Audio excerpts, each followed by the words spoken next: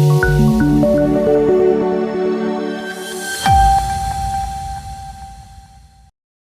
દર્શક મિત્રો, સમાચારની વાત કરવામાં આવે તો વડોદરા શહેર યુથ કોંગ્રેસ દ્વારા નીટની પરીક્ષામાં થયેલ કૌભાંડને લઈને વિરોધ પ્રદર્શન કરવામાં આવ્યું।